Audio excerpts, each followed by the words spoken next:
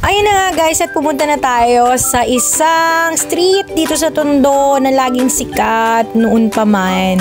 So ito na nga guys, ang napansin ko lang dito, alam nyo na kung nasan ako, 'di ba? So alam nyo na to. Alam nyo na, hindi ko na sasabihin. Hindi, joke lang. Ayun na nga guys, nandito tayo ngayon sa Ugbo, Tondo. So ayan guys, so may sticky rice din dito, mango sticky rice. Ang napansin ko dito guys, itong napunta na rin kasi ako ng ibang bansa.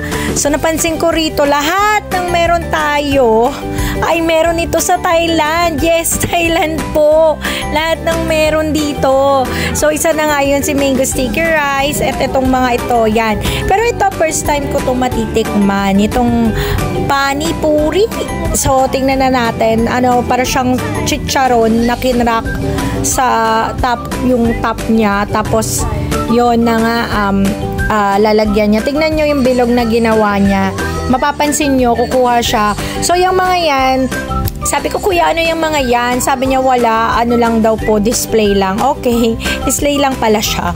Pero kung kakainin mo siya, even yung nilalagay niyang color green na yan, yung mga color green na yan, is lasang star anise. Sir po ang magdadry. So yung dry. Lalagyan mo daw, ito yung maasim. Tamarin yung maasim. Ito yung sakto lang. Coriander po. Medyo maangang po yun. Ito, mas maangang po siya ng konti. So yung dry first. Yung dry parehas.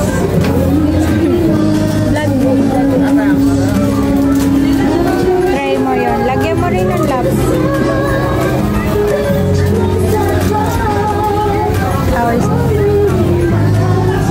Lagyan mo na kasi maraming bumibili lab. Ayan guys, try natin. Ito yung sarap ba?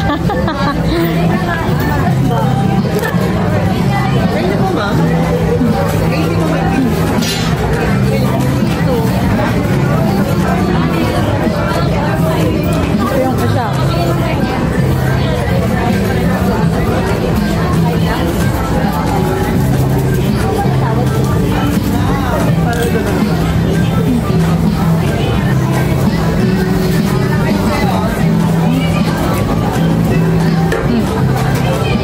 At after nga nung pinikinemi na yon, masarap naman siya. Ito naman tikman natin ngayon, no? May shrimp siya, yan. Tapos, yan, bibili kami shrimp na merong, ang sauce daw niyan is cheese. Shrimp tapos squid ata yung isa. So, ayun. Ayan guys, tinitikman na ni Mr. Poo. Si Mr. Poo muna. Pero alam nyo, yan, nagpasubo na lang ako sa kanya kasi nagpa-vlog tayo. Ang hirap ng walang taga-shoot. Sorry naman.